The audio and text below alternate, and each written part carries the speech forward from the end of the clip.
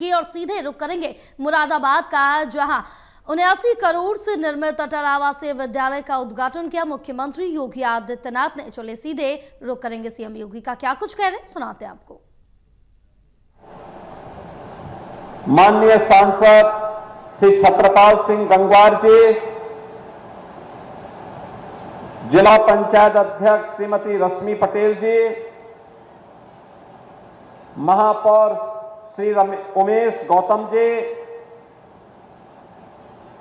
विधायक कैंट श्री संजीव अग्रवाल जी, विधायक फरीदपुर प्रोफेसर श्याम बिहारी लाल जी, माननीय विधायक doctor Raghavendra Sharma ji, doctor DC Verma जी, डॉक्टर एमपी आर्य जी, विधान परिषद सदस्य श्री बहोरन लाल मौर्य जी, कुंवर महाराज सिंह जी और प्रभारी मंत्री शाहजहांपुर श्री जेपीएस राठौर जी, मंच पर उपस्थित सभी सम्मानित जनप्रतिनिधिगण, भारतीय जनता पार्टी के क्षेत्रीय अध्यक्ष, जिलाध्यक्ष, महानगर अध्यक्ष समेत सभी पदाधिकारी और उपस्थित बहनों और भाइयों, सावन के मास में नाथ नगरी में आकर के देवाधिदेव महादेव के श्री चरणों में नमन करने का सौभाग्य प्राप्त हुआ है। इस अवसर पर मैं आप सभी उपस्थित बरेली वासियों को यहां के जनप्रतिनिधियों के परिश्रम और पुरुषार्थ से जो परियोजनाओं का उपहार प्राप्त हो रहा है, इसके लिए हृदय से बधाई देता हूं, शुभकामनाएं देता हूं और अपनी हृदय से इस अवसर पर आपका अभिनंदन भी करता हूं। बहनों और भाइयों, आज 2200 करोड़ रुपए से अधिक की परियोजनाओं, जिनमें 1258 करोड़ रुपए की 222 परियोजनाओं का लोकार्पण और 1004 करोड़ रुपए की लागत की 322 परियोजनाओं का शिलान्यास अभी संपन्न हुआ है। यह उपहार बरेली की जनता जनार्दन को उपलब्ध कराया जा रहा है। याद करिए, जब अच्छी सरकार आती है तो विकास और समृद्धि साथ लेकर के आती है। ये वही तो बरेली है 2017 के पहले हर तीसरे महीने जिसके साथ एक बड़े दंगे का दाग लगता था।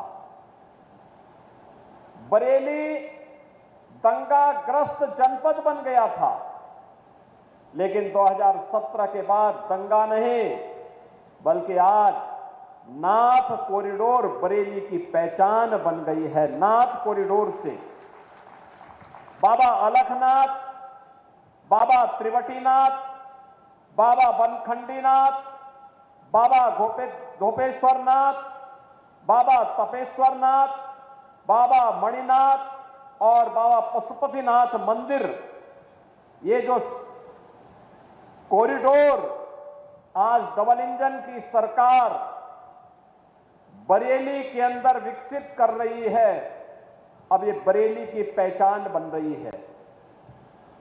याद करिए, पिछली सरकारें बांटने का काम करती थी, वोट बैंक की राजनीति के माध्यम से तुष्टीकरण की पराकाष्ठा को पूर्ण करती थी, सुरक्षा में सेंध लगाने वालों को सम्मान करती थी और डबल इंजन की भारतीय जनता पार्टी की सरकार तुष्टीकरण नहीं बल्कि विकास के माध्यम से जनता जनार्दन की संतुष्टि का माध्यम बन रही है।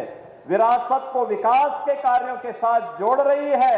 आपके जीवन में खुशहाली और समृद्धि लाने के लिए हर संभव प्रयास कर रही है। ये सभी स्थान उपेक्षित पड़े हुए थे। इस बार आपने देखा होगा, न्यू बरेली के रूप में यहां के विकास प्राधिकरण के द्वारा, नगर निगम के द्वारा यहां के जनप्रतिनिधियों के द्वारा जो विभिन्न प्रकार की परियोजनाएं आज बरेली के लिए स्वीकृत हुई हैं, अब उनके परिणाम हम सबके सामने देखने को मिल रहे हैं। आज उनके परिणाम धीरे धीरे करके सामने आ रहे हैं। अब कोई हमारे बरेली को दंगाग्रस्त बरेली नहीं कह सकता, और इसका प्रमाण सावन के मास में कावड़ यात्रा के दौरान हम लोगों ने देखा है। कितना कुत्सित प्रयास हुआ है कावड़ यात्रा को बदनाम करने का। याद करना, जो आयोजन समग्र समाज की एकता के माध्यम बनेंगे, समाज विरोधी तत्व उसके बारे में दुष्प्रचार करेंगे, उन्हें बदनाम करने के लिए साजिशें रचेंगे, उसके लिए षड्यंत्र रचेंगे, छद्म भेष में ऐसे तत्वों को बीच में भेज करके पूरे माहौल को खराब करने का प्रयास करेंगे।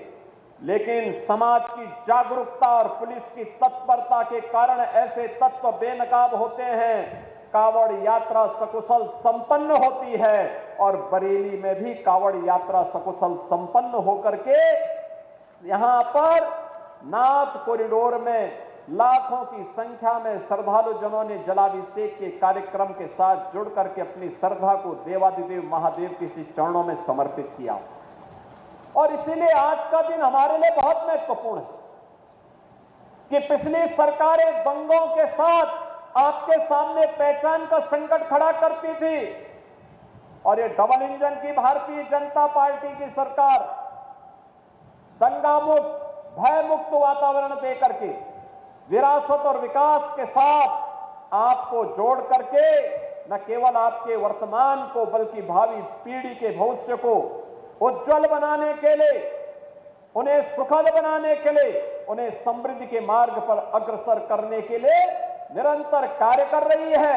आज उसके परिणाम भी हम सबको देखने को मिल रहे हैं। बरेली में प्रति व्यक्ति आय में वृद्धि हुई है, यहां के इंफ्रास्ट्रक्चर में आमूलचूल परिवर्तन देखने को मिल रहा है। आज हम लोग प्रातः काल से ही बरेली मंडल से जुड़े हुए सभी मान्य जनप्रतिनिधियों के साथ बैठ करके इन कार्य योजनाओं पर चर्चा भी कर रहे थे।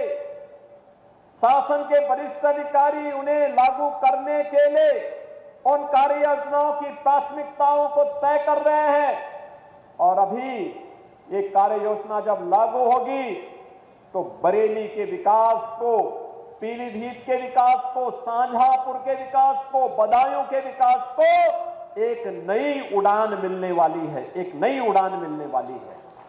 बहनों और भाइयों, जब अच्छे जनप्रतिनिधि आप चुनते हैं तो विरासत और विकास की प्रक्रिया को आगे बढ़ाते हैं। वहां पर आम जन की संतुष्टि ही उनका आधार बनती है, जिसके बारे में आदरणीय प्रधानमंत्री जी ने कहा, सबका साथ और सबका विकास। उनका जो ये मंत्र है, ये संतुष्टिकरण का वही मंत्र है जिसमें योजनाओं में किसी के प्रति कोई भेदभाव नहीं, विकास सबका लेकिन तुष्टिकरण किसी का नहीं। हम विकास की योजनाओं का लाभ बिना भेदभाव के, बिना जाति, मत, मजहब, क्षेत्र, भाषा देखे हर एक नागरिक को देंगे। लेकिन अगर कोई मानता हो कि कुछ विशेष रूप से उनके लिए पिछली सरकारों की तर्ज पर पिक एंड चूज के आधार पर योजनाएं बनेंगी, अब वह नहीं हो सकता है। ये नया भारत है। नया भारत योजनाओं में भेदभाव नहीं करता है। नया भारत उत्तर से दक्षिण तक, पूरब से पश्चिम तक पूरे भारत को जोड़ने में विश्वास रखता है। समाज के समग्र विकास को आगे बढ़ाता है। दलितों के लिए, वंचितों के लिए, पिछड़ों के लिए, समाज में जो लोग अब तक छूट चुके हैं उन्हें आगे बढ़ाने के लिए सरकार पूरी प्रतिबद्धता के साथ कार्य करती है। और इसी का परिणाम है कि आपने यहां पे देखा होगा, रोजगार मेला भी लगा। रोजगार मेले में नियुक्ति पत्र भी वितरित हुए।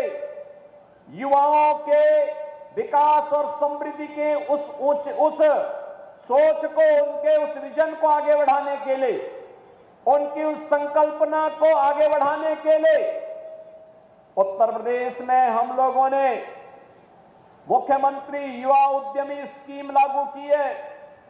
मुख्यमंत्री युवा उद्यमी स्कीम में कोई युवा अगर अपना व्यवसाय करना चाहता है, उसका चयन करना, उसका प्रशिक्षण करना, प्रशिक्षण के बाद बैंक से उसे 5 लाख रुपए का गारंटी मुक्त, ब्याज मुक्त ऋण उपलब्ध करवाना और व्यवसाय प्रारंभ करने के लिए व्यक्ति जब का शुरुआत करता है तो 10% तक मार्जिन मनी भी सरकार उसे उपलब्ध करवा रही है। अगर वह अपना मूलधन वापस कर लेता है समय पे बैंक को, अगली बार 7.5 लाख रुपए की